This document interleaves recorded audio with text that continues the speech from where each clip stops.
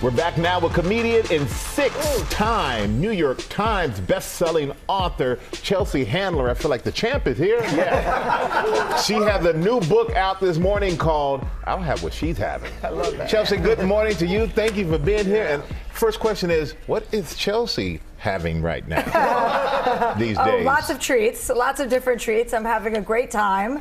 I'm just filled with optimism and positivity, and that's what this book is about, injecting optimism and positivity in uncertain times, and to instill in women that kind of energy of togetherness and sisterhood, and remind us all that we're stronger together, you know? And to get after the life that you want for yourself. I love that message. And you're much more vulnerable in this book than you have been in the past. Thank you, Michael. I was hoping you were going to say that to me. Of course.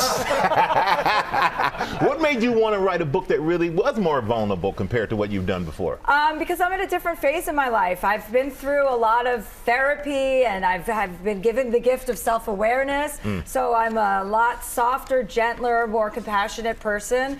And I wanted to share with everybody how I feel about life and how I feel about sharing my life with others, and to kind of instill in everyone the confidence that I feel like I wish every young girl had, you know, like believe in yourself, find out who you are, and don't be apologetic about making non-traditional decisions in your life. And you're filled with gratitude in this book as well. I want to read a passage that really stuck out with me, and this is it.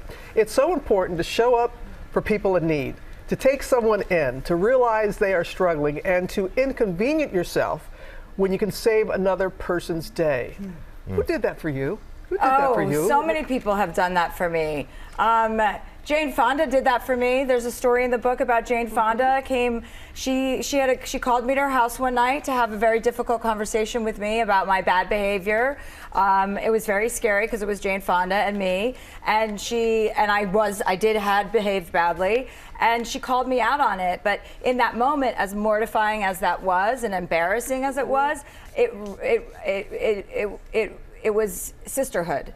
She showed me and gave me a model of what a real sister does, which is take the time out for another person and have a difficult conversation.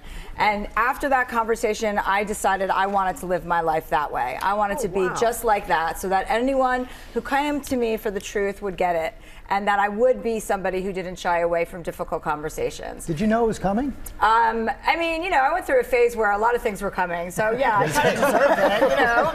It wasn't that much of a surprise, but it was, yeah, it's always a little bit of a surprise. But I mean, to this day, she and I are great friends. I don't think there's a person I admire more than Jane Fonda, and I'm so grateful for that conversation because it really did change my life. You also got a new comedy special, your fourth, coming out on Netflix, The Feeling. Yes, The Feeling. Well, The Feeling is probably not a subject for morning television, but the special takes you back to my childhood because I was born this way. This personality I was frustrated from the word go. I felt like, I remember coming home from the hospital and being like, I do remember this, looking around and seeing 5 other children and going, oh my God, who are all these people? Like, I'm like, there's 5 other kids here?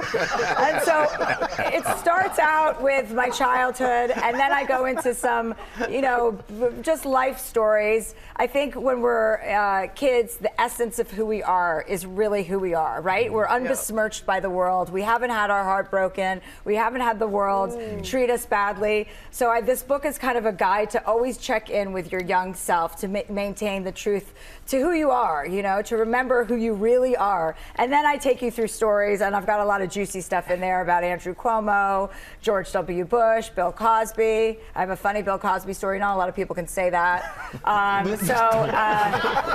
As you said, it may not be for this show. Right. You're ahead of your time not that there. kind of story, but wishful thinking. But if they don't get it in the book, they can get it in the podcast. Dear Chelsea, your podcast, it's as popular as it's ever been. I mean, really it's amazing. But do you have a dream guest? I would love to have you on, Michael. I'd like to.